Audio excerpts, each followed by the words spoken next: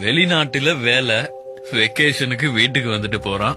பா, வசதியாதான் பாருக்கான். வாழ்ந்தா இவன மாதிரி வாழணும்.